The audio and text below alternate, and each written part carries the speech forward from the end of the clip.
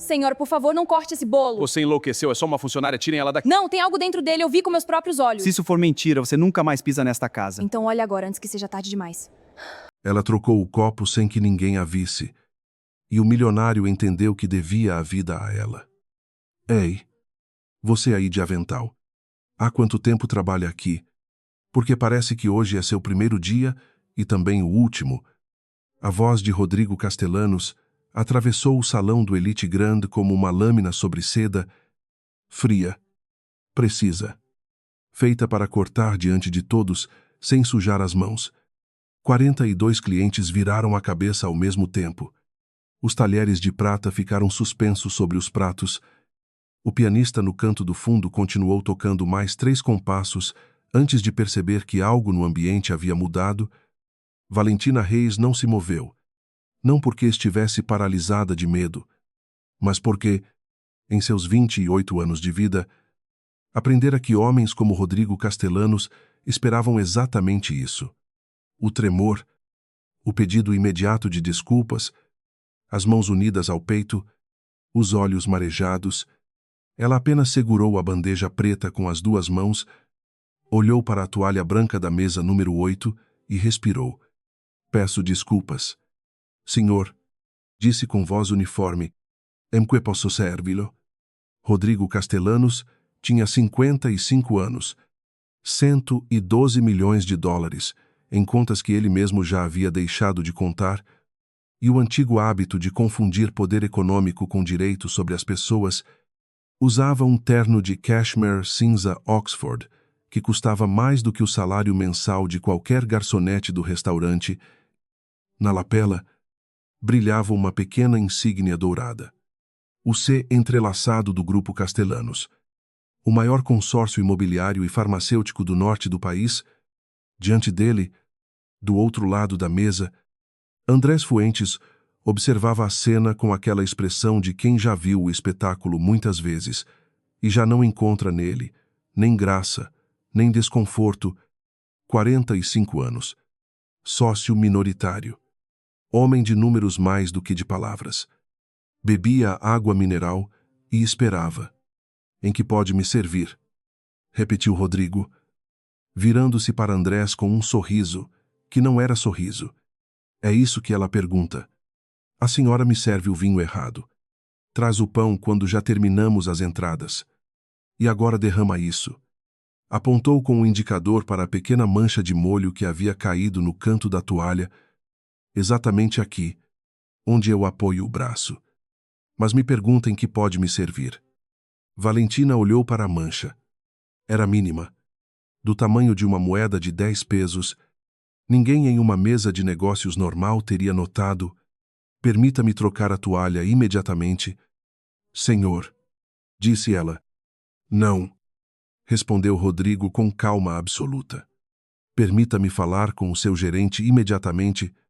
Foi nesse momento, enquanto Rodrigo Castellanos levantava a mão para chamar o gerente com o gesto casual de quem chama um cachorro, que Valentina Reyes viu algo. Não era a primeira vez que via esse tipo de coisa. Durante 4 anos, havia trabalhado como enfermeira no Hospital Geral do Norte, na sala de urgências, onde o olhar clínico se desenvolve não como habilidade, mas como instinto de sobrevivência. Aprende-se a ler sinais que ninguém mais lê. Aprende-se a ver o que está errado antes que o que está errado se transforme em catástrofe. O que ela viu foi simples.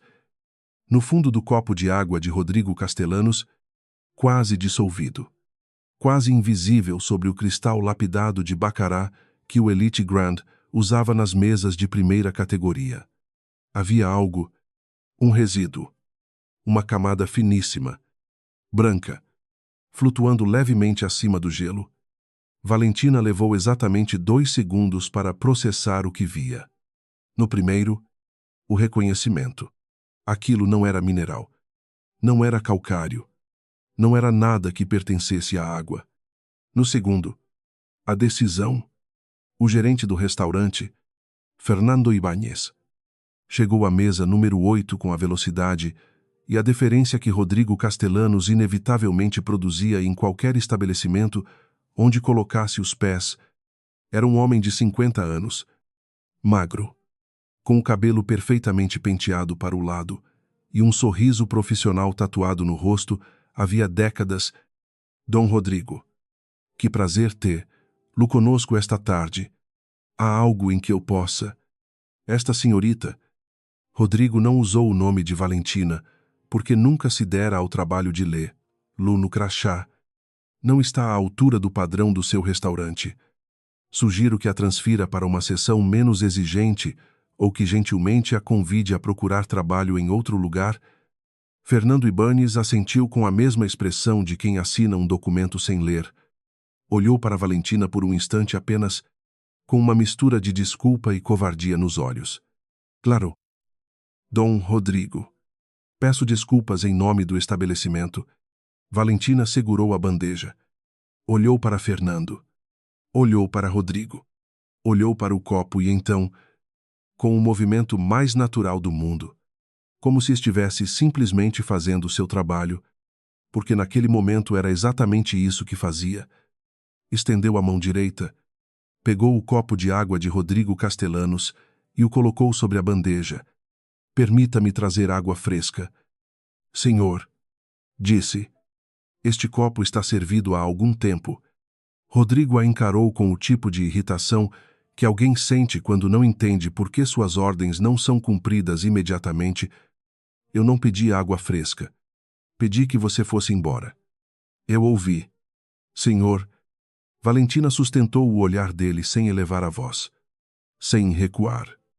Sem que nenhum músculo visível tremesse. Mas enquanto o gerente processa sua solicitação, permita-me ao menos garantir que sua experiência nesta mesa seja correta. É o meu trabalho. E saiu. Caminhou até a bancada de serviço no fundo do salão, mediu cada passo. Sentiu os olhares dos outros garçons, do sommelier, da recepcionista que acompanhava a cena da entrada com os olhos arregalados, colocou o copo sobre o balcão de aço, afastado de todo o resto, e chamou o barman em voz baixa. Tomás, não toque nesse copo e não o lave. Tomás, 23 anos, estudante de gastronomia no período vespertino, olhou para ela confuso. Por quê? Porque eu estou dizendo, respondeu Valentina. Super. Guarda. Encheu outro copo idêntico com água mineral nova, direto de uma garrafa lacrada, que ela mesma abriu diante dos próprios olhos, colocou-o sobre a bandeja e voltou. A mesa número 8 estava exatamente igual. Rodrigo Castellanos continuava conversando com Andrés Fuentes sobre os termos de um contrato de construção em Monterrey. Fernando Ibanes já havia se retirado.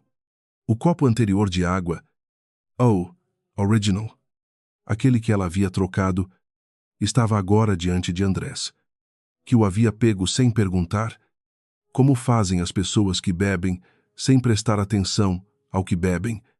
O estômago de Valentina se contraiu. Sua água, senhor, disse, colocando o copo novo diante de Rodrigo. Ele não respondeu. Não olhou para ela. Era como se ela já tivesse deixado de existir para ele. O quê? De certo modo, era exatamente o que Rodrigo Castellanos precisava que acontecesse. Valentina se afastou 3 metros da mesa. Observou Andrés Fuentes pegar o copo. Observou-o beber. Um gole longo. Distraído. Enquanto lia algo no celular debaixo da mesa, às escondidas. Como fazem os homens de negócios em almoços formais quando acreditam que ninguém os está vendo. Ela viu. Viu o primeiro gole. Viu o segundo. E então entendeu que já não podia fazer nada além de esperar, e que o que viesse depois não dependia dela, mas ao menos o homem que a havia humilhado diante de 42 pessoas, o homem que havia ameaçado destruir seu emprego com a mesma naturalidade com que assinava cheques, estava bebendo água limpa, e o homem errado estava bebendo o que não deveria. Valentina Reis fechou os olhos por um segundo. Não rezou. Apenas respirou e se perguntou, pela primeira vez desde que aquele turno começara, se havia feito a coisa certa. O homem caiu como caem as árvores. Devagar primeiro. Depois tudo de uma vez. Andrés Fuentes soltou o telefone. A tela ricocheteou sobre a toalha branca e ficou virada para cima, mostrando uma planilha que ninguém terminaria de revisar naquela tarde. Seu corpo inclinou-se para a direita com uma lentidão estranha, quase cênica, como se alguma parte do sistema nervoso ainda estivesse negociando com a gravidade. Rodrigo Castellanos o viu a tempo de segurá-lo pelos ombros com as duas mãos, mas o peso foi demais, e Andrés acabou dobrado sobre a mesa, com a bochecha sobre o prato do segundo prato e os olhos entreabertos, olhando para lugar nenhum. Andrés. A voz de Rodrigo soou como algo que Valentina nunca ouvira dele antes. Terror puro. Sem embalagem. Andrés. O que você tem? O salão do Elite Grand paralisou em uma fração de segundo. Depois, tudo aconteceu ao mesmo tempo. Uma mulher gritou da mesa 12. Alguém empurrou uma cadeira para trás e o ruído metálico cortou o ar do restaurante. O pianista interrompeu a música no meio de um compasso. Fernando Ibanes chegou correndo da estação da gerência com o guardanapo ainda na mão, como se tivesse esquecido de soltá-lo. 2 garçons jovens pararam em seco, sem saber o que fazer. Porque ninguém lhes ensinara o que fazer quando algo assim acontece. Porque se supõe que, em um lugar como aquele, essas coisas não acontecem. Valentina Regis já estava se movendo antes que o segundo grito saísse de qualquer boca. Não correu. Não era hora de correr. Caminhou depressa, com a cadência específica de alguém que sabe exatamente o que vai fazer quando chegar. Chegou à mesa número 8. Contornou Rodrigo, que continuava segurando o sócio com a expressão de um homem que vê desabar algo que acreditava inabalável, e colocou 2 dedos no pescoço de Andrés Fuentes. Pulso. Fraco. Irregular. Mas presente. Preciso que todos recuem, disse Valentina com voz firme. Chem elevá-lo. Ninguém se mexeu. Recuem. Por favor. Repetiu. Desta vez com volume suficiente para atravessar o estado de choque coletivo. Fernando Ibáñez reagiu primeiro, estendendo os braços como se fosse conter um rio, indicando aos clientes que se afastassem. As pessoas obedeceram lentamente, com aquela mistura de obediência e voyeurismo que o medo alheio produz. Valentina já estava com a mão na nuca de Andrés, inclinando-lhe a cabeça para trás para abrir as vias aéreas. Seus olhos percorreram o corpo do homem em segundos. Pele pálida, suor visível na testa, lábios começando a adquirir um tom levemente azulado nos cantos, respiração superficial, difícil, com um intervalo entre inspirações 3 vezes mais longo do que deveria. Alguém já ligou para o 911. Perguntou sem se virar. And you? Respondeu uma voz de algum ponto do salão. Diga que o paciente apresenta perda de consciência, respiração comprometida e possível intoxicação. Que venham com equipamento de suporte avançado. Não é desmaio. Não é um infarto comum. Diga exatamente isso. Ouviu-se alguém repetir as palavras ao telefone. Rodrigo Castellanos não havia se movido. Estava de pé junto à mesa, com as mãos caídas ao lado do corpo, olhando Valentina trabalhar com a expressão de alguém que acaba de entrar em uma sala onde não entende a língua de ninguém. Em seus 55 anos de vida, controlara fusões empresariais, sobreviver a 2 crises financeiras e a uma investigação da Secretaria da Fazenda, negociara com políticos, sindicatos, advogados de 3 países diferentes, mas nunca viram um ser humano dobrar-se assim. Daquela maneira. Sem aviso. O que está acontecendo com ele? Perguntou a Valentina. E em sua voz não havia exigência. Apenas a pergunta nua de um homem assustado. Ainda não sei. Respondeu ela. Mas vamos estabilizar-lo. Colocou Andrés em posição lateral de segurança com movimentos que vinham da memória do corpo, não do pensamento consciente. 4 anos de urgências. Centenas de pacientes. A mão que vai ao ombro, o joelho que se flexiona, o ângulo exato da cabeça. As mãos não esqueciam. Embora o diploma já não existisse, Rodrigo a observou fazer tudo aquilo e algo começou a se mover dentro dele. Algo lento e incômodo. Como quando uma rachadura aparece em uma parede que se acreditava sólida. A senhora é médica? Perguntou. Eu era enfermeira. Respondeu Valentina sem interromper o que fazia. Era. Passado. Rodrigo não perguntou mais. A ambulância chegou em 11 minutos. Valentina contou. Nesses 11 minutos, manteve Andrés Fuentes estável. Monitorou seu pulso a cada 2 minutos, com os dedos no pescoço. Falou com ele em voz baixa, embora o homem não respondesse, porque assim havia aprendido, porque o cérebro escuta mesmo quando o corpo não consegue responder, e manteve afastados todos os que tentaram se aproximar com a melhor das intenções e o pior dos momentos. Quando os paramédicos entraram pela porta principal do Elite Grand, Valentina entregou o paciente com um relatório verbal que durou 40 segundos e que os homens da ambulância ouviram com a atenção que se dedica a alguém que sabe do que está falando. Início súbito. Sem pródromo visível. Pulso irregular. Frequência respiratória baixa. Cianose incipiente nos lábios. Sem antecedentes conhecidos por mim. Considerem tóxico ou fármaco de ação rápida. Um dos paramédicos olhou para ela. A senhora é da área médica. Não. Respondeu Valentina. Só fui quem estava mais perto. Os paramédicos colocaram Andrés na maca. Rodrigo quis acompanhar.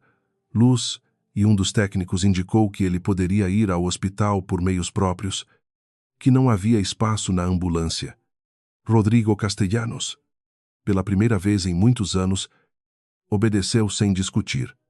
Foi nesse momento, quando o caos começava a se assentar e o salão do Elite Grand começava a recuperar algo parecido com uma respiração normal, que o detetive Marcos Salinas entrou pela porta.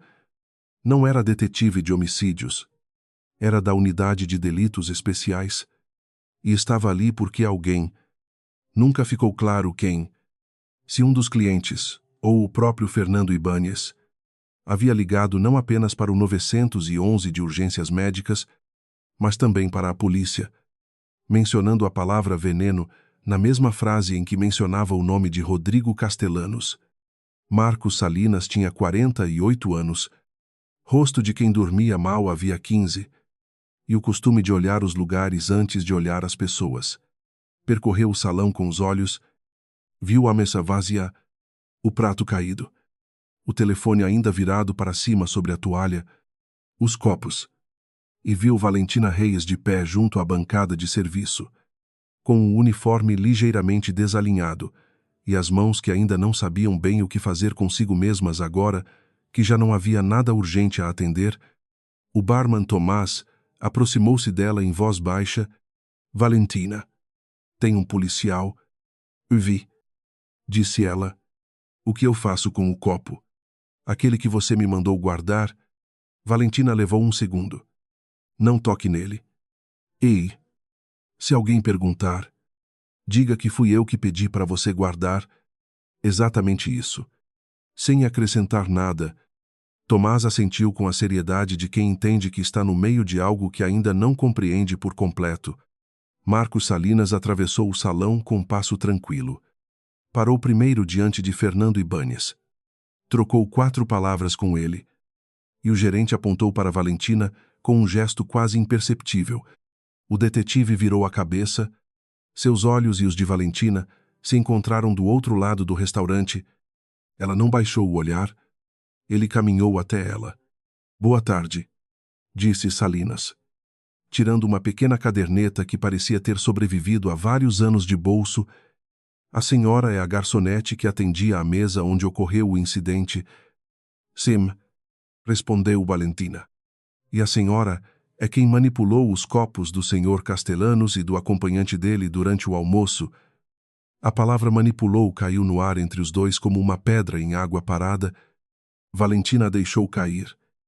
Não fez nenhum gesto para apanhar, lá nem desviar, lá. Troquei o copo de água do Sr. Castellanos. Disse, o original está ali. Apontou para a bancada onde Tomás havia colocado o copo separado, exatamente como ela pedira. Guardei antes que alguém o lavasse. Marcos Salinas olhou para o copo. Olhou para Valentina. Escreveu algo na caderneta. Por que o trocou? Porque vi algo no fundo que não deveria estar ali. E por que não reportou imediatamente? Valentina pensou na resposta correta. Depois decidiu dar a verdadeira. Porque, se eu reportasse, o Sr. Castellanos acharia que eu estava inventando uma desculpa para não atender. Bem, ele acabara de pedir ao gerente que me demitisse. Não havia ninguém naquele salão que fosse acreditar em mim. Salinas parou de escrever por um momento. Olhou para ela e então perguntou: acha que alguém vai acreditar agora? Valentina sustentou seu olhar sem piscar. Agora há um copo guardado, um homem em uma ambulância e uma câmera de segurança que gravou cada movimento que fiz neste salão nos últimos 90 minutos. Fez uma pausa. O senhor decide.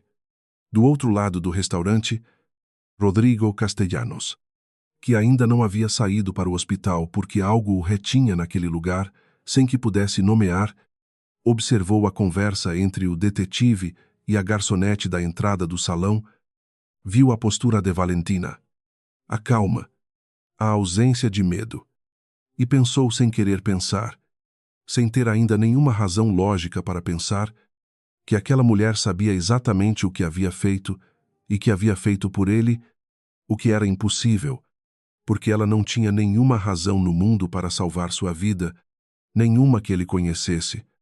As pessoas inocentes são denunciadas exatamente pela mesma coisa que denuncia as culpadas: o nervosismo. A diferença é que os culpados sabem por que estão nervosos. Os inocentes não entendem por que deveriam estar. E essa incompreensão, paradoxalmente, faz com que pareçam mais suspeitos do que qualquer um. Valentina Reyes sabia disso. Já vira do outro lado, nas urgências, quando a polícia chegava para interrogar familiares de pacientes que não haviam feito nada, e esses familiares tremiam de qualquer forma, porque a presença de uma autoridade com caderneta e olhar fixo produz no corpo honesto exatamente a mesma resposta química que produz no corpo culpado. Por isso decidiu, desde o primeiro segundo, não tremer. A sala de interrogatório improvisada era o pequeno escritório de Fernando Ibáñez no fundo do restaurante, onde normalmente se revisavam reservas e se assinavam pedidos de fornecedores. Havia uma mesa de mogno escuro, 2 cadeiras, um quadro genérico de uma vinha francesa na parede e o cheiro persistente de café de cápsula que alguém havia preparado horas antes. Marcos Salinas sentou-se diante dela com a caderneta aberta. Um segundo detetive, mais jovem, de sobrenome Brabo, permaneceu de pé junto à porta, de braços cruzados e com a expressão de quem está ali para observar, mais do que para perguntar. Conte-me desde o início, disse Salinas. Desde que os senhores Castellanos e Fuentes chegaram ao restaurante, Valentina contou tudo sem omitir nada. Com a mesma precisão clínica que usava ao preencher um prontuário, horário aproximado de chegada, pedido dos pratos, o incidente da toalha, a solicitação de Rodrigo para falar com o gerente, o momento exato em que notou o resíduo no copo. Não enfeitou nada, não se vitimizou, não mencionou a humilhação como argumento de defesa, embora fosse o contexto mais relevante de tudo o que havia acontecido. Salinas a ouviu sem interromper. Lá, às vezes escrevia, outras vezes apenas olhava. Quando ela terminou, houve um silêncio de 6 segundos que Valentina contou internamente sem se mover. Como descreve o resíduo que viu no copo? Perguntou o detetive. Branco, quase completamente dissolvido, concentrado no fundo. Sobre o gelo, se o copo tivesse água turva ou colorida, eu não teria visto. O cristal bacará é completamente transparente e a água mineral era muito clara. Vi o reflexo da luz sobre o sedimento. Quanta experiência a senhora tem com substâncias tóxicas? A pergunta era direta. Valentina a reconheceu exatamente pelo que era. A primeira insinuação formal, a mesma que qualquer enfermeira de urgência tem depois de 4 anos em um hospital público, respondeu com a mesma calma. Sei reconhecer quando algo não pertence ao lugar onde está. Não sou toxicologista, mas sabia que o que viu era perigoso. Suspeitei que poderia ser. Não tive certeza até o Sr. Fuentes desmaiar. E, entre a suspeita e o colapso, por que não chamou alguém? O gerente. Nós. Qualquer pessoa. Valentina olhou para ele. Já expliquei isso lá fora.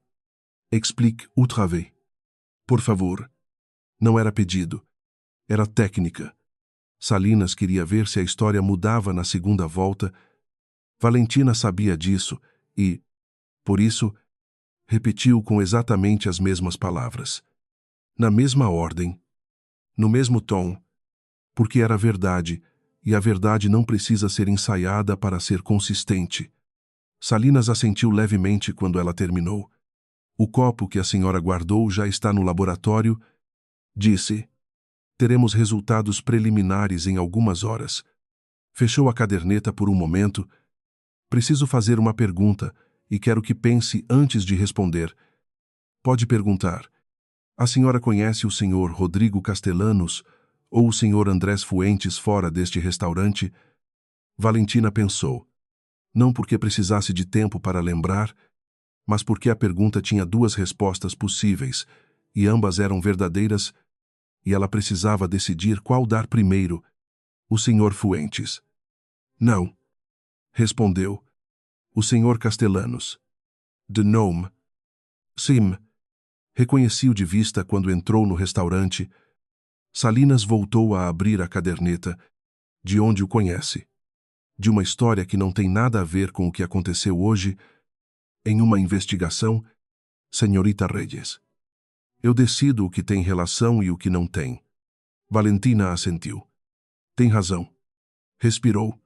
Conheci o nome de Rodrigo Castellanos, há 3 anos, quando perdi minha licença de enfermagem. O Grupo Castellanos tem uma divisão farmacêutica.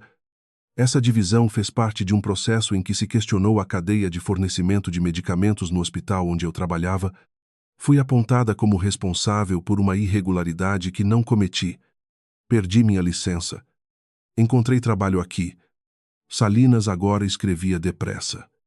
A senhora culpa o senhor Castellanos pelo que aconteceu com a senhora. Não sei se ele alguma vez soube que eu existia. Isso não responde minha pergunta. Não, disse Valentina. Não o culpo diretamente.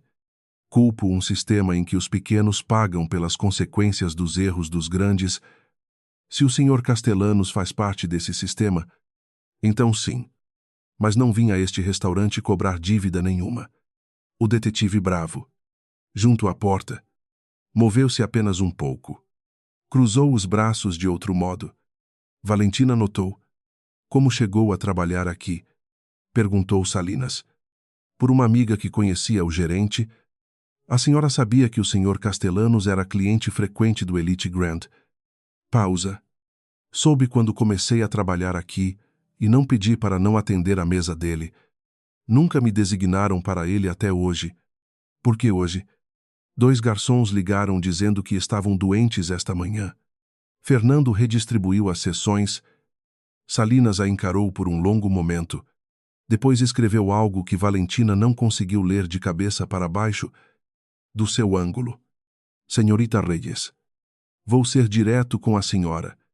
Colocou a caneta sobre a caderneta. A sequência de fatos, vista de fora, pode ser lida de 2 maneiras muito diferentes. Na primeira, a senhora é uma ex-enfermeira que reconhece uma substância perigosa em um copo, age para salvar uma vida e tem a presença de espírito de preservar a evidência. Na segunda, a senhora é uma pessoa com uma mágoa conhecida contra o senhor Castellanos, que manipulou os copos da mesa dele de modo que o veneno chegasse ao sócio em vez de chegar a ele, e que depois fingiu heroísmo para desviar a atenção, Valentina não mudou de expressão. As duas versões existem, disse. Só uma é verdadeira. Qual? A primeira. Por que eu deveria acreditar na senhora? O senhor não precisa acreditar em mim agora, respondeu Valentina. Precisa revisar as câmeras, analisar o copo, falar com o barman, que o guardou por minha instrução antes que qualquer colapso acontecesse, o que significa que agi antes que houvesse qualquer situação que me transformasse em suspeita. Se eu quisesse fazer mal ao Sr. Castellanos, não teria trocado o copo dele, teria deixado onde estava e ido dobrar guardanapos do outro lado do salão. Silêncio. Salinas a olhou durante um tempo que Valentina estimou em 15 segundos. Depois recolheu a caderneta, guardou-a no bolso interno do paletó e se levantou. Por enquanto, a senhora precisará ficar disponível. Não saia da cidade. Se lembrar de algo mais, ou me ligue. Entregou-lhe um cartão. Tem alguém que possa acompanhar. Lá esta noite, a pergunta a surpreendeu.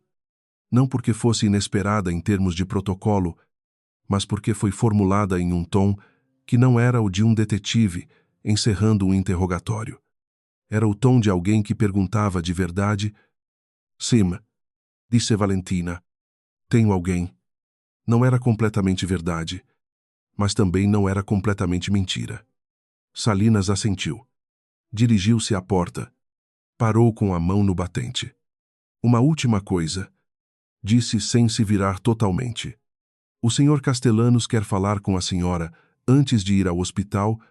Valentina sentiu algo que não soube nomear exatamente. Não era medo, tampouco alívio. Era a sensação específica de estar parada à beira de algo sem saber se o chão continua do outro lado. É obrigatório? Perguntou. Não, respondeu Salinas. Mas ele pediu e saiu do escritório, deixando-a com a decisão, o cheiro de café frio e o quadro da vinha francesa, olhando da parede como testemunha, muda de tudo o que não havia sido dito. Valentina ficou sentada mais 30 segundos, sozinha, em silêncio. Depois se levantou, ajeitou o avental branco sobre a saia escura e saiu para o salão. Rodrigo Castellanos estava de pé junto à janela, de costas para o restaurante vazio, olhando a rua. A luz da tarde entrava de lado e o recortava como uma figura de papel contra o vidro. A maioria dos clientes já havia ido embora. Restavam apenas 2 casais nas mesas do fundo, falando baixo com aquela energia perturbada que um incidente deixa quando não tocou diretamente em você, mas você o tocou de perto. Rodrigo ouviu seus passos e se virou. Pela primeira vez, desde que chegara ao Elite Grand, naquela tarde, Valentina Reis e Rodrigo Castellanos se olharam de frente, sem uma mesa entre eles, sem o escudo do papel de um e da autoridade do outro. Ele a olhou de um modo que não era o mesmo de antes. Já não era o olhar do homem que avalia se o serviço está à altura. Era o olhar de alguém tentando resolver um problema que não cabe em nenhuma das categorias que conhece. Disseram-me que a senhora salvou minha vida. Disse. O copo estava contaminado. Respondeu Valentina. Eu o troquei. Por quê? A pergunta mais simples do mundo, a mais difícil de responder, sem que nenhuma das duas versões possíveis da verdade soasse como mentira, porque era o certo. Disse finalmente.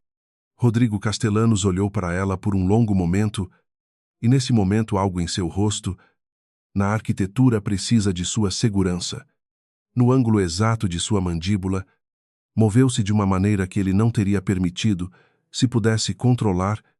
Sabe quantas pessoas na minha posição têm inimigos capazes de fazer algo assim? Perguntou. Não. Respondeu Valentina. Eu também não sabia, disse Rodrigo. Até hoje. E não disse mais nada. Há feridas que não doem enquanto se abrem. Doem depois. Sozinhas. Em silêncio. Quando já não há ninguém olhando, e o corpo decide que finalmente é seguro desabar, Valentina Reis chegou ao seu apartamento às 8h40 da noite, um apartamento de 42 metros quadrados na Colônia Guerreiro, quarto andar sem elevador. Uma janela que dava para um pátio interno onde alguém sempre deixava música tocando até às 11. Vivia ali havia 3 anos, desde que a outra vida, a vida anterior, terminara sem pedir licença. Colocou as chaves sobre a prateleira, tirou os sapatos de trabalho junto à porta, foi até a cozinha. Encheu um copo de água do filtro. O gesto lhe provocou um segundo de algo estranho, um eco involuntário daquela tarde, e ela se sentou na única cadeira que tinha diante da janela. Lá fora, a cidade era a cidade. Ruído, luzes, o cheiro persistente de asfalto quente que não desaparecia, nem em fevereiro. Dentro, o silêncio dos apartamentos pequenos, que não é silêncio verdadeiro, mas a soma de todos os ruídos do prédio filtrados pelas paredes finas. Valentina Reyes pensou em Andrés Fuentes, que não conhecia, e esperou que estivesse vivo. Pensou em Rodrigo Castellanos, que conhecia apenas de nome e de dano, e não soube exatamente o que sentir. E pensou no dia em que tudo mudou, porque esse dia sempre voltava quando ela menos o chamava, fora uma terça-feira de outubro, 3 anos antes, no Hospital Geral do Norte. A sala de urgências funcionava com a lógica específica do caos administrado: pacientes demais, leitos de menos, medicamentos demais chegando atrasados, equipe de menos cobrindo turnos que não eram seus porque alguém estava afastado, licenciado ou simplesmente havia pedido demissão sem avisar. Valentina trabalhava naquela sala havia 4 anos. Era boa, não de modo discreto ou modesto. Era genuinamente boa, com o tipo de competência que os médicos residentes procuravam quando havia uma crise, e os chefes de área reconheciam, embora nunca dissessem em voz alta, porque reconhecer teria implicado aumentar seu salário. Naquela terça-feira, 3 pacientes diferentes apresentaram reações adversas ao mesmo medicamento, um anticoagulante de marca que havia chegado em um lote novo, diferente do habitual. As reações foram menores: taquicardia, erupções cutâneas, uma hipotensão que se resolveu sozinha em 2 horas, mas suficientes para acender todos os alarmes do protocolo de farmacovigilância. Valentina reportou. Preencheu o formulário correspondente, notificou o chefe de área, solicitou que o lote fosse retirado enquanto se investigava. O chefe de área, o Dr. Ernesto Villanueva, homem de 58 anos que trabalhava, havia 20 no hospital e 12 no bolso do fornecedor farmacêutico, que abastecia 60% dos medicamentos do estabelecimento, leu o relatório. Arquivou-o e não fez mais nada. O lote continuou em circulação. 2 semanas depois, um paciente de 71 anos morreu por uma complicação hemorrágica que a investigação posterior vinculou, com uma probabilidade de 78%, ao anticoagulante do lote questionado. A instituição precisava de alguém sobre quem descarregar a responsabilidade. Valentina Reis tinha o relatório assinado com seu nome. Era enfermeira, não médica. Não tinha sindicato. Não tinha padrinhos. Não tinha 20 anos de antiguidade nem 12 no bolso de ninguém. O processo disciplinar durou 47 dias. Ao final, a Comissão Estadual de Arbitragem Médica determinou que havia ocorrido negligência no manejo do incidente de farmacovigilância. A negligência foi atribuída a ela. O Dr. Villanueva apresentou um testemunho em que afirmava não ter recebido o relatório completo. O formulário original havia desaparecido do arquivo. A cópia digital havia sido sobrescrita no sistema por um erro que o Departamento de Informática descreveu como fortuito. Retiraram-lhe a licença. Não foi presa. Não a acusaram de homicídio. Apenas tiraram sua licença. O que, para uma enfermeira, é exatamente o mesmo que arrancar o chão sob os pés. Tentou recorrer. Contratou um advogado com as economias de 2 anos. O advogado foi profissional e honesto. Disse-lhe que, sem o formulário original e sem testemunhas que corroborassem sua versão, as probabilidades de reverter a decisão eram inferiores a 15%. Recomendou que aceitasse, ressignificasse, recomeçasse. Valentina não aceitou da primeira vez, nem da segunda, mas o dinheiro acabou antes de sua teimosia, e a teimosia acabou 3 meses depois. Em uma terça-feira de janeiro, que ela não lembrava com tanta clareza quanto a de outubro, porque os dias de rendição são sempre mais borrados do que os dias de derrota, ela descobriu sobre o grupo Castellanos 6 meses depois, por acaso, lendo uma nota de economia no jornal que alguém havia deixado no ônibus. O artigo falava da expansão da divisão farmacêutica do grupo Castellanos para o mercado de instituições públicas de saúde. Mencionava, entre os contratos recentes, o Hospital Geral do Norte. Mencionava o nome do diretor do hospital, do Dr. Villanueva, e de 3 funcionários da Secretaria de Saúde do Estado, como parte dos negociadores do acordo. Não mencionava Valentina Reis. Claro que não a mencionava. Ela não era parte do acordo. Era o custo do acordo. Guardou o jornal. Dobrou-o 4 vezes. Colocou-o na gaveta da mesinha de cabeceira, onde ainda estava 3 anos depois, dobrado e calado como uma cicatriz que se decide não mostrar, mas também não se consegue esquecer. Não buscou vingança. Não porque fosse santa, mas porque entendeu muito cedo que a vingança é o luxo de quem tem recursos, tempo e energia que ela já não podia se permitir gastar. Conseguiu o emprego no Elite Grand por meio de sua amiga Cláudia, que conhecia o gerente Fernando de uma história de anos antes. Aprendeu a carregar bandejas. Aprendeu os menus da temporada. Aprendeu a sorrir da maneira exata que restaurantes de luxo precisam que suas garçonetes sorriam. Calorosa, mas invisível. Presente, mas sem invadir. Aprendeu a ser invisível e, nessa invisibilidade, havia 9 meses. Viu pela primeira vez Rodrigo Castellanos entrar no Elite Grand com o passo de quem sabe que o mundo se acomoda ao seu redor.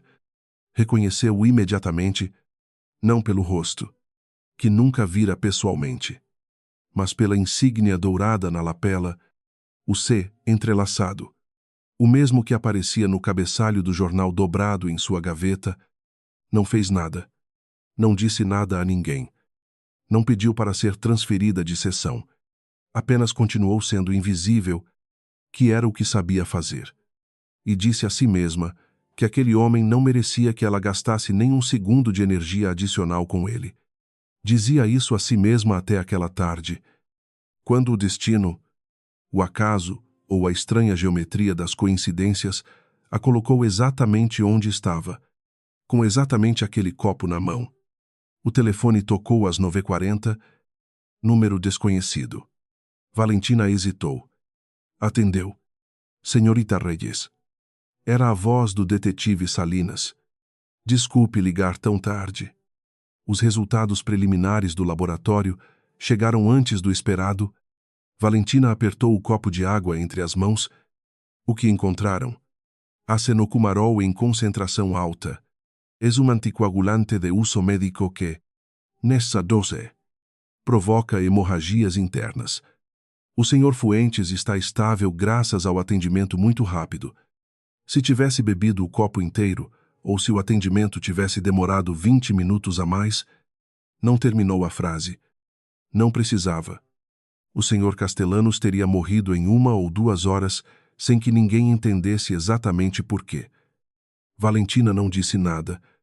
Senhorita Reyes, quero que saiba que as câmeras do restaurante confirmam sua versão em todos os pontos. O movimento em que a senhora troca o copo está perfeitamente visível e ocorre pelo menos 6 minutos antes de o Sr. Fuentes apresentar os primeiros sintomas. Isso descarta que a senhora tenha agido em função de uma emergência já declarada. Pausa. A senhora não é suspeita. Peço desculpas por ter lá feito sentir que era. Valentina exalou lentamente. O senhor não me fez sentir nada que eu não entendesse. Disse: há algo mais. A voz de Salinas mudou levemente, adquiriu o peso específico das frases que se preparam antes de serem ditas. O acenocumarol que encontramos no copo coincide, em formulação, com um lote farmacêutico específico. Estamos rastreando a cadeia. É possível que isso abra uma investigação maior. Pausa longa. Se a senhora tiver informações sobre antecedentes vinculados ao grupo Castellanos e esse tipo de medicamento, pode ser relevante para o caso. Valentina pensou no jornal dobrado na gaveta.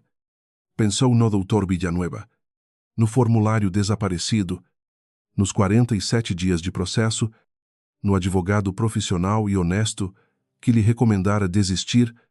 O senhor pode me receber amanhã? Perguntou. No horário que a senhora indicar, respondeu Salinas. Às 10 estarei aí. Valentina desligou. Colocou o telefone sobre a mesa. Olhou para a janela escura.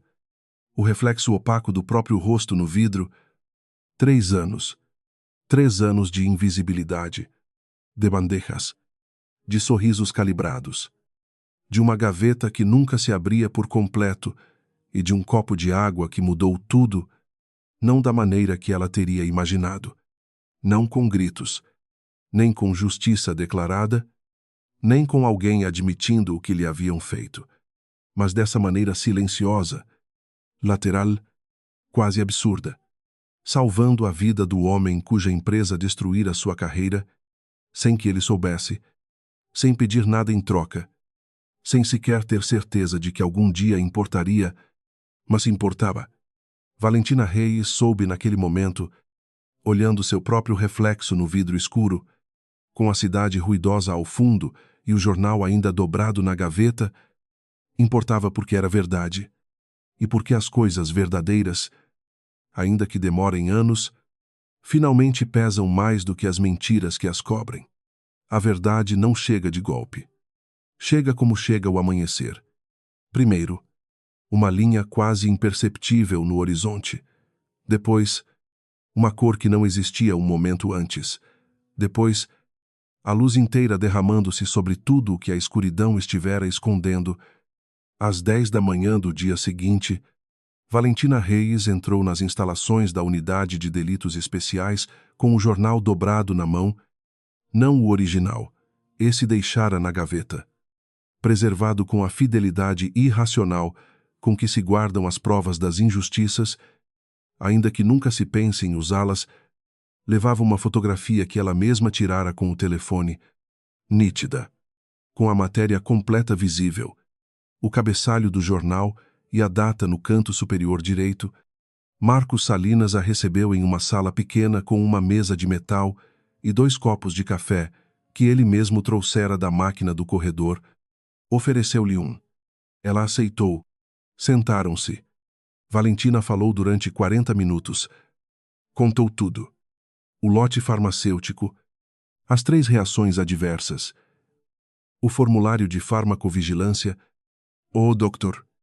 Villanueva, os 47 dias do processo disciplinar, o arquivo desaparecido, a cópia digital sobrescrita, o testemunho do chefe de área, o advogado que recomendou que desistisse, o artigo de jornal que encontrara no ônibus 6 meses depois com os nomes do grupo Castellanos, do diretor do hospital e dos funcionários da Secretaria de Saúde.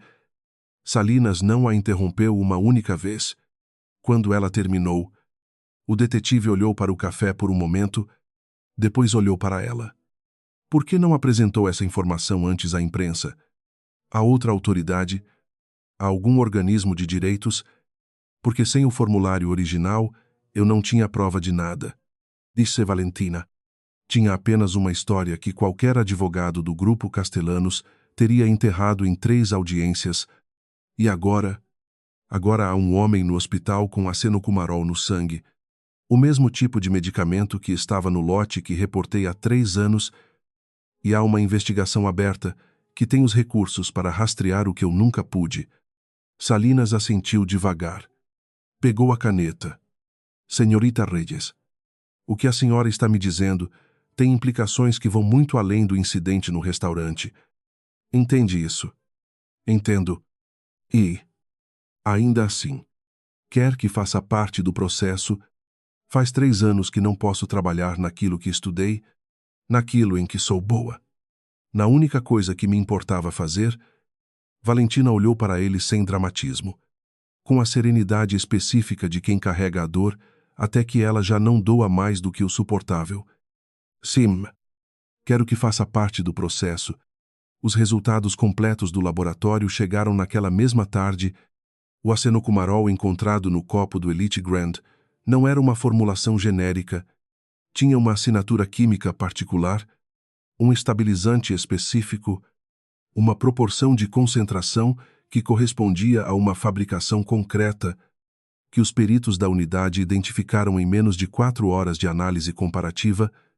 A formulação coincidia com um lote de produção do laboratório Pharma Norte, subsidiária menor do Grupo Castellanos, fabricado 18 meses antes e do qual, segundo os registros oficiais, a totalidade havia sido destruída por vencimento. A totalidade. Segundo os registros oficiais, Marcos Salinas leu o relatório 2 vezes. Depois ligou para o supervisor. Depois ligou para a Promotoria Especial Anticorrupção.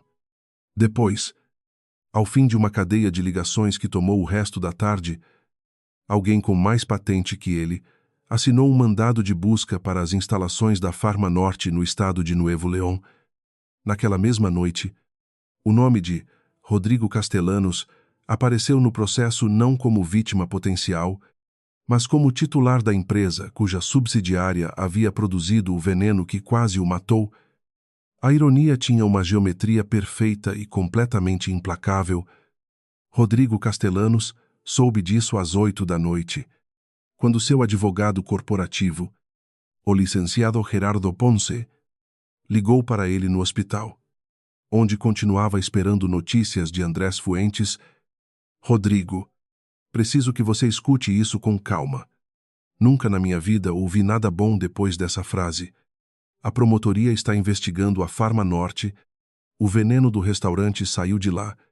Silêncio. Isso é impossível, disse Rodrigo. Os peritos dizem que não. A Pharma Norte encerrou operações há 2 anos. Os lotes foram destruídos. Aparentemente, nem todos. Rodrigo Castellanos se levantou junto à janela do corredor do hospital. Do lado de fora, o estacionamento do hospital brilhava sob os refletores.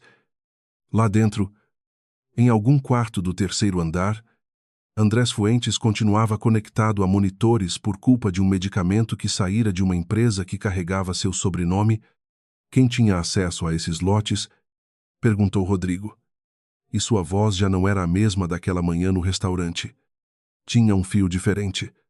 O fio de alguém que começa a ver a forma de algo que ainda não tem nome. É isso que estão investigando, diz Pons. Mas, Rodrigo, há um nome que está aparecendo nos registros de acesso ao depósito da Pharma Norte nos últimos 6 meses. Alguém que tinha autorização de entrada porque o cargo permitia. Quem? O advogado demorou 1 segundo. Sebastián Moura. Rodrigo não disse nada durante 5 segundos inteiros. Sebastián Moura. 38 anos.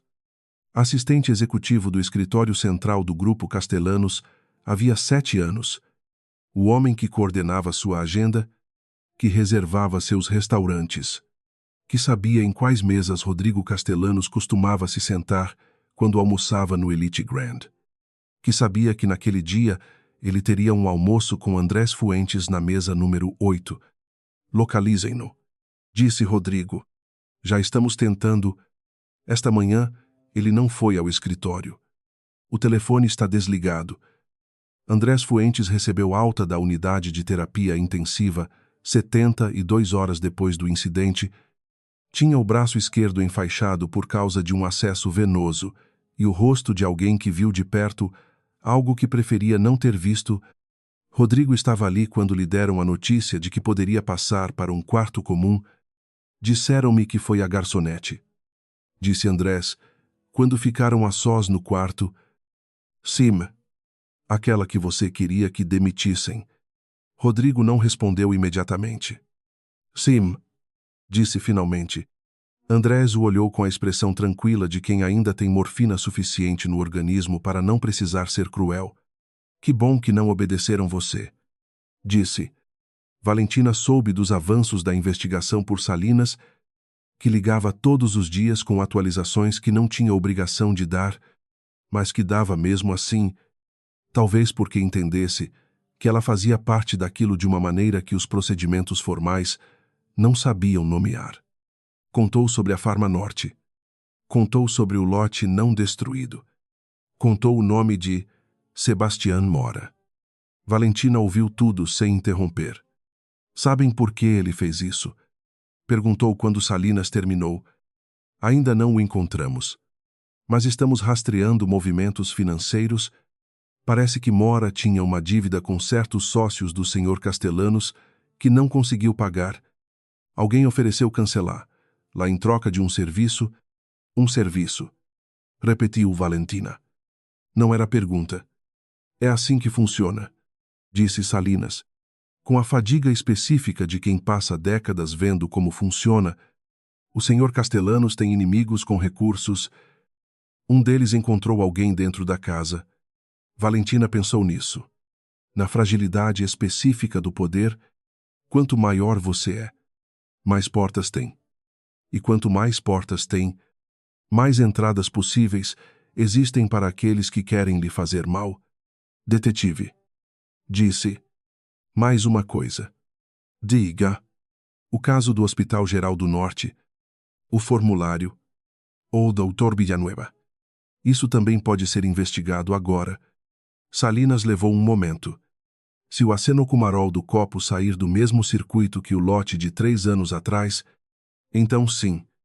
Os processos se conectam. Pausa. Senhorita Reyes. Vou ser honesto. Isso vai demorar. Processos contra instituições e grandes empresas sempre demoram, mas vai se mover. Dou minha palavra. Era a primeira vez em 3 anos que alguém com autoridade real lhe dava a palavra sobre algo que importava. Valentina Reyes desligou o telefone. Ficou imóvel por um momento e, pela primeira vez em muito tempo, sentiu que o chão sob seus pés era firme. Sebastián Mora foi detido no terminal rodoviário de Querétaro, às 6h17 da manhã do 4º dia, com uma mala de mão, um envelope com dólares em espécie e uma passagem para Guadalajara que nunca chegaria a embarcar. Não ofereceu resistência. Isso foi dito pelos agentes no relatório com a neutralidade técnica de quem já não se surpreende com nada. O detido não ofereceu resistência, como se isso dissesse algo sobre o homem, quando na verdade apenas dizia que já não lhe restava energia, além daquela que gastara nos 4 dias anteriores, fugindo de algo que sabia ser mais rápido do que ele. Rodrigo Castellanos leu o relatório da detenção sentado em sua sala no 15º andar do edifício central do Grupo Castellanos, na Cidade do México. Era a primeira vez que entrava naquela sala, desde o incidente no Elite Grand.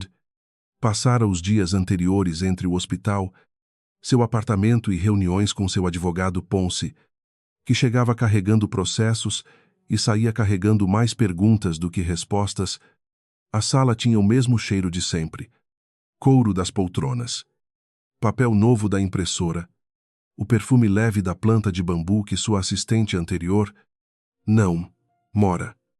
A anterior a Mora.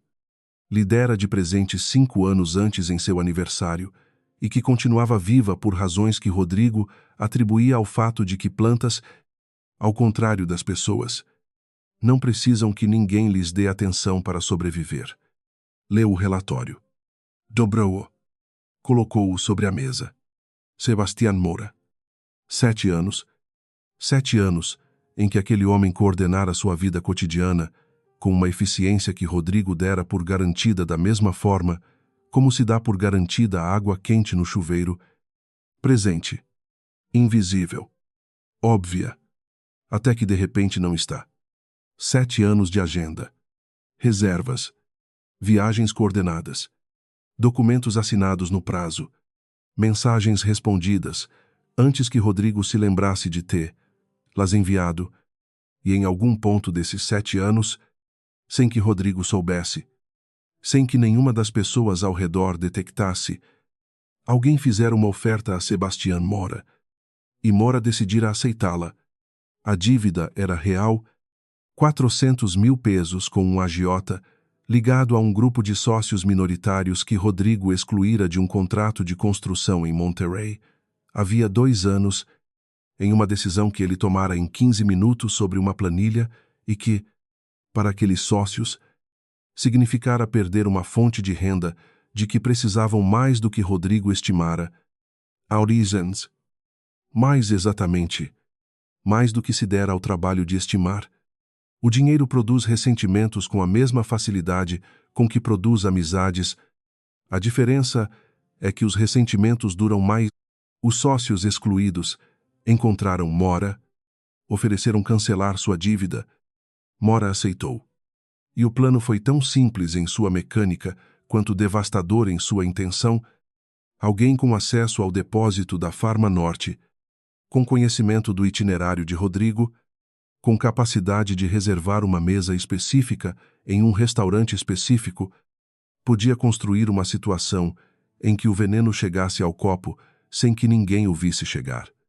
Ninguém, exceto uma garçonete com olhos de enfermeira que, naquele dia, por acaso, destino ou pela simples geometria imprevisível das coisas, foi designada para a mesa número 8. Rodrigo pediu para ver. Lu. Ponce recomendou que não o fizesse. O advogado enumerou 4 razões jurídicas sólidas pelas quais aquela conversa poderia complicar o processo, e Rodrigo as ouviu com a mesma atenção de alguém que já tomou sua decisão e está apenas esperando o outro terminar de falar para dizer: lá, preciso vê-lo. Repetiu quando Ponce terminou. A reunião ocorreu em uma sala da promotoria, com um vidro entre eles e um telefone de plástico preto, daqueles que quase ninguém usa mais porque se supõe que vivemos em uma época mais sofisticada. Rodrigo sentou-se de um lado, Mora do outro. Sebastián Mora tinha o rosto de alguém que dormira 4 horas em 4 dias e passara essas horas pensando em todas as decisões que tomou e no ponto exato em que o erro se tornou irreversível. Tinha olheiras profundas, a roupa amassada, o cabelo que sempre usava perfeitamente arrumado agora ligeiramente caído sobre a testa. Era, em todos os sentidos físicos possíveis, o negativo exato do homem que Rodrigo vira todas as manhãs durante 7 anos. Rodrigo ergueu o telefone. Mora hesitou. Depois ergueu também. Silêncio. Por que você não me pediu o dinheiro? Disse Rodrigo finalmente. Mora o olhou. Abriu a boca. Fechou-a. Não consigo explicar de um jeito que faça sentido. Disse. Tente. Mora baixou os olhos por um momento. Quando voltou a levantar, luz, havia neles algo que não era exatamente arrependimento, mas algo mais complicado. A mistura específica de vergonha e raiva que nasce de ter errado de uma maneira que já não admite correção, porque pedir o dinheiro a você teria sido admitir que eu precisava, disse. E eu passei 7 anos sendo a pessoa que resolve problemas, não a pessoa que os tem. Pausa. Sei que não faz sentido. Não, disse Rodrigo. Faz todo o sentido do mundo. E isso é exatamente o que me parece impossível perdoar. Mora não respondeu. Rodrigo colocou o telefone no suporte. Levantou-se. Olhou através do vidro para aquele homem que organizara sua vida durante 7 anos e que tentara terminar, lá com a mesma eficiência meticulosa, e sentiu algo que, em toda a sua vida de decisões executivas, margens de lucro e contratos milionários, nunca havia sentido daquela maneira. A fragilidade completa de tudo o que acreditava controlar.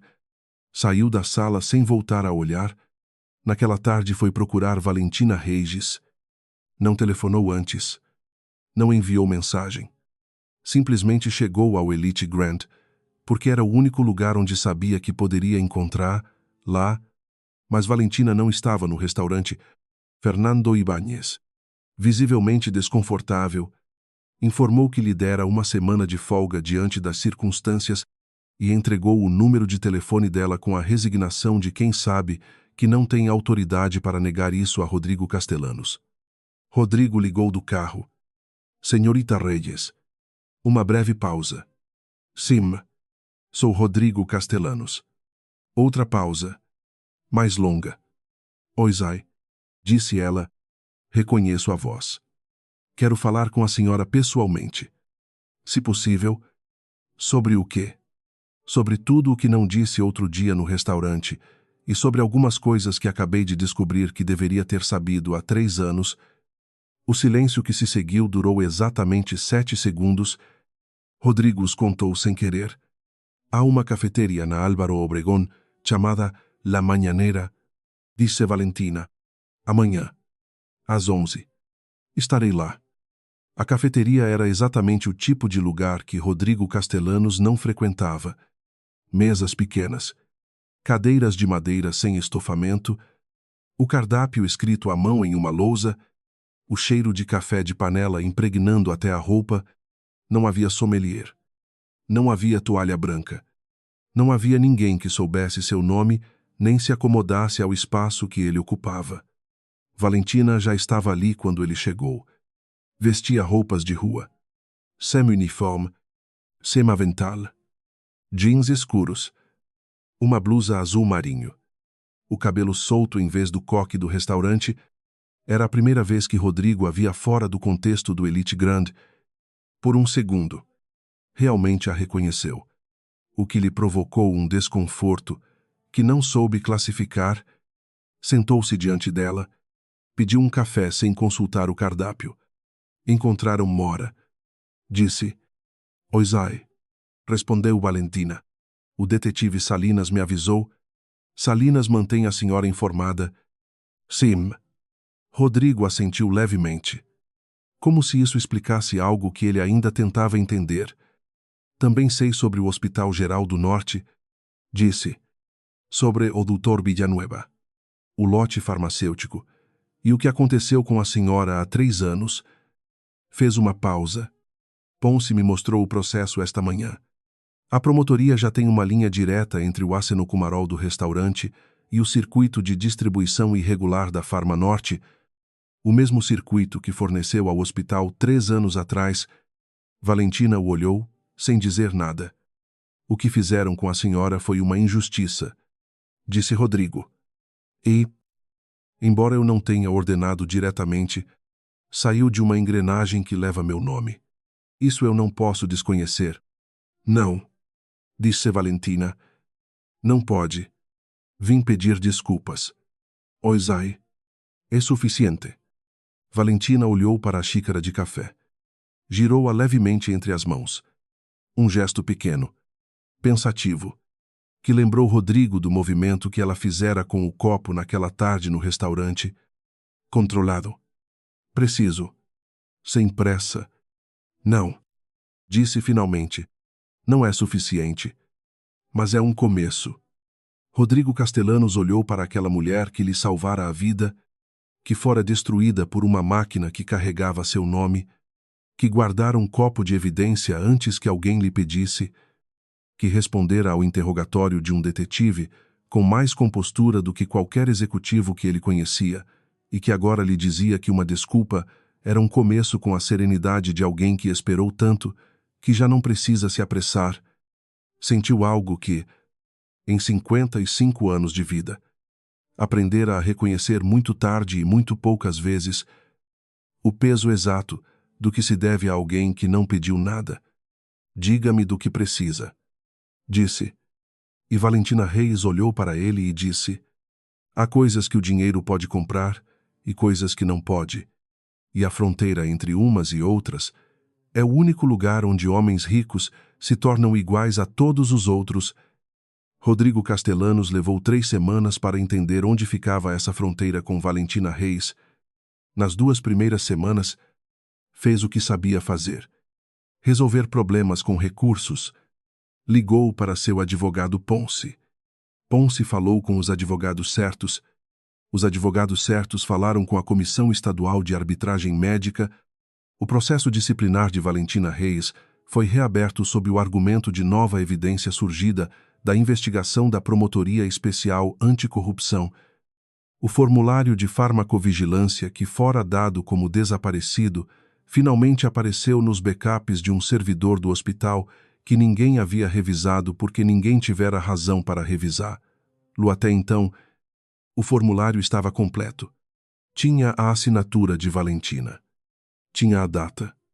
Tinha o carimbo de recebido na chefia, que corresponde à assinatura do Dr. Ernesto Villanueva, o mesmo que, durante o processo disciplinar, declarara sob juramento que aquele documento nunca chegara às suas mãos.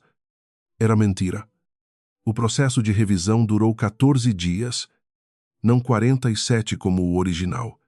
Satoje, com a velocidade específica que as instituições adquirem quando alguém com os recursos e a pressão corretos empurra do lado de fora, Valentina sabia disso.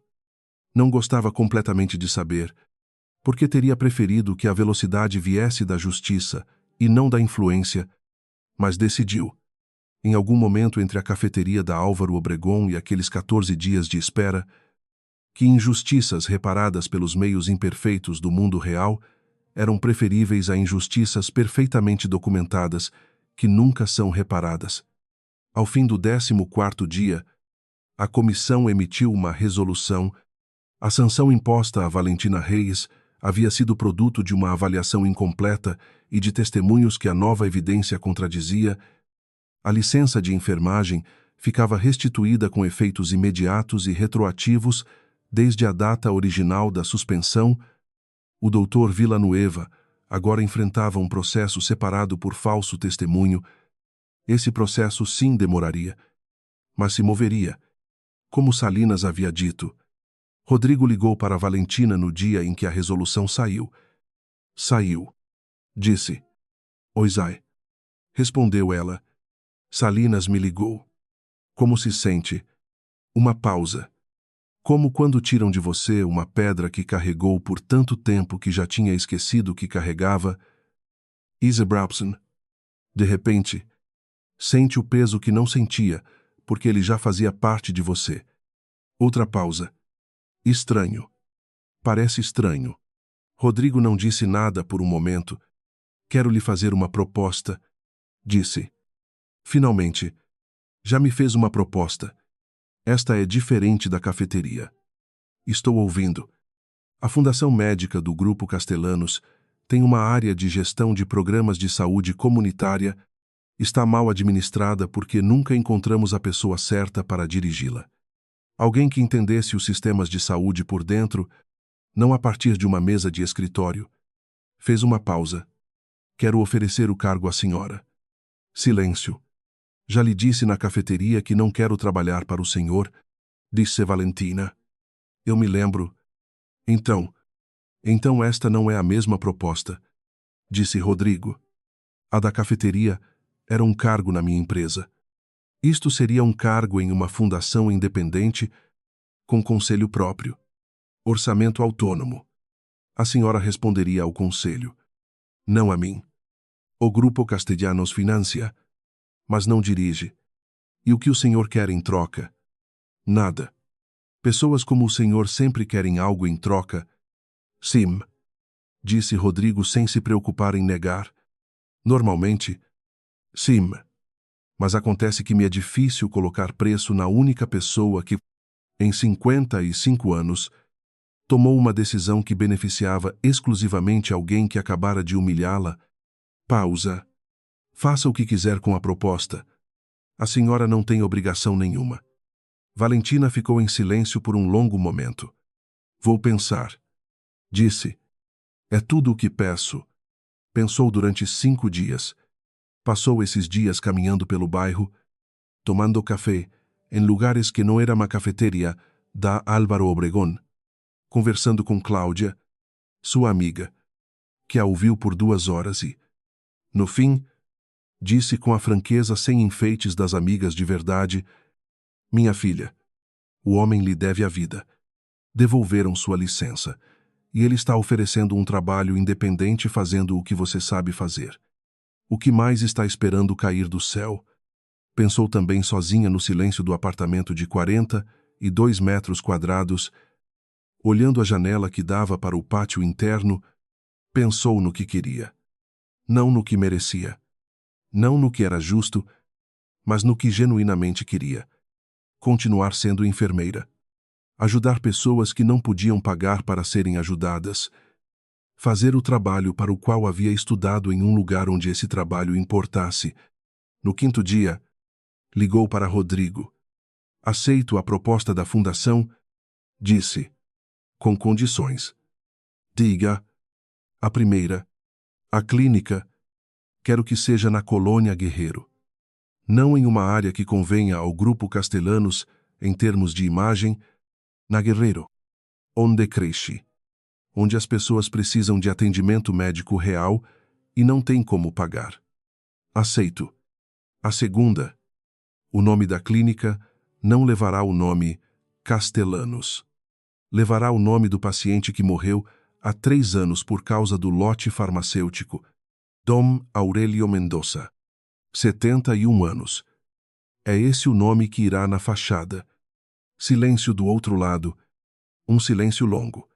O tipo de silêncio que não é vazio, mas cheio de algo sendo processado, digerido. Aceito. Como sabe o nome dele? Perguntou Rodrigo finalmente. Porque eu atendi naquela noite, disse Valentina. E nunca esqueci. Outro silêncio. Aceito, disse Rodrigo. E sua voz tinha uma textura diferente de todas as vezes anteriores em que Valentina o ouvira falar, sem o peso de quem está acostumado a que o mundo faça o que ele diz, com o peso diferente. Mais difícil. De quem está aprendendo que algumas coisas são recebidas, não compradas. A clínica Aurélio Mendoza abriu as portas 14 meses depois, em um prédio de 2 andares na Colônia Guerreiro, com capacidade para atender 300 pacientes por semana sem custo. Tinha sala de urgências, consultório geral, área de enfermagem, farmácia básica e um pequeno pátio interno com uma buganvília que alguém do bairro trouxe no dia da inauguração sem que ninguém pedisse. Valentina Reis esteve ali desde o primeiro dia, não como diretora de escritório, mas como aquilo que sempre fora, enfermeira. Coordenava a equipe. Gerenciava os programas. Preenchia os formulários de farmacovigilância com a mesma meticulosidade de sempre e os arquivava em 4 cópias, em 4 lugares diferentes. Porque algumas lições se aprendem de uma maneira que nunca se esquece. Andrés Fuentes. Completamente recuperado. Visitou a clínica 3 meses depois da inauguração. Chegou sem avisar. Como chegam as pessoas que não querem que ninguém prepare uma recepção? Percorreu as instalações com uma enfermeira que não o reconheceu e que explicou cada área com o entusiasmo de quem trabalha em algo que importa. No fim, perguntou pela diretora. Disseram que ela estava na urgência. Esperou 20 minutos.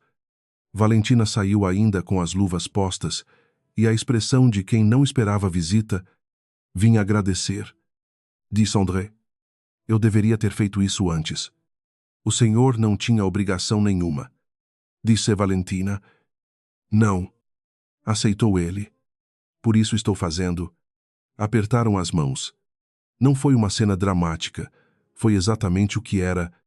2 pessoas que o acaso colocou no mesmo lugar em uma terça-feira ao meio-dia, e que, desde aquele dia, carregavam cada uma à sua maneira o peso do que havia acontecido e a responsabilidade do que viria depois.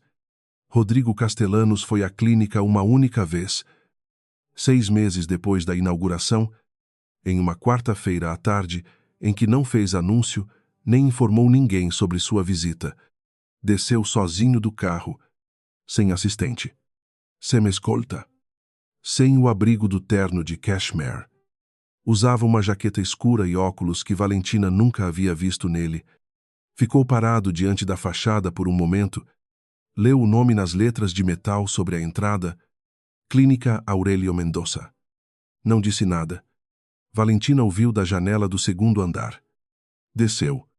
Encontrou-o ainda parado na entrada, com as mãos nos bolsos, olhando a placa do nome, como se estivesse lendo algo que precisava de tempo para compreender por completo.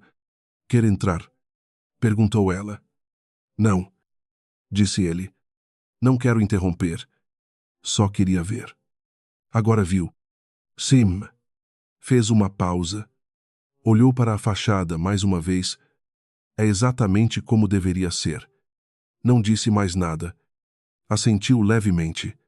Como fazem as pessoas quando não há palavras que alcancem o que estão sentindo, e elas sabem disso? Preferindo o gesto honesto à frase incompleta. Virus. Caminhou até o carro e não olhou para trás. Valentina ficou na entrada da clínica, com a luz da tarde sobre os ombros e o nome de Aurélio Mendoza às suas costas, e pensou que é assim que as histórias reais terminam. Não com fogos de artifício, nem com discursos, nem com alguém recebendo exatamente o que merece no momento exato em que merece. Terminam com uma fachada de metal em um bairro que ninguém fotografa para revistas, com um homem que aprendeu algo tarde demais, mas aprendeu de qualquer forma, e com uma mulher que nunca deixou de saber quem era, embora o mundo tenha feito todo o possível para fazê-la esquecer. 3 semanas depois, em uma terça-feira comum de trabalho, Valentina Reyes atendeu sua paciente número 1000 desde a abertura da clínica, uma senhora de 73 anos, moradora do bairro, que chegou com uma pressão arterial que nenhum médico revisava. Havia 2 anos porque não tinha como pagar a consulta. Valentina assentou. Mediu sua pressão. Explicou o que encontrou com paciência e com palavras que a senhora pudesse entender. Receitou o que ela precisava. Explicou onde retirar sem custo na farmácia do primeiro andar. A senhora segurou sua mão antes de ir embora. Que Deus a abençoe. Filha, disse. Valentina apertou-lhe a mão. Cuide-se muito. Senhora, respondeu, e foi para o consultório seguinte. E para o seguinte. E para o seguinte. Como sempre soubera fazer. Fim. Ela trocou o copo sem que ninguém a visse. E o milionário entendeu que devia a vida a ela. Mas Valentina Reyes já sabia, muito antes disso, que as dívidas mais importantes não se pagam com dinheiro,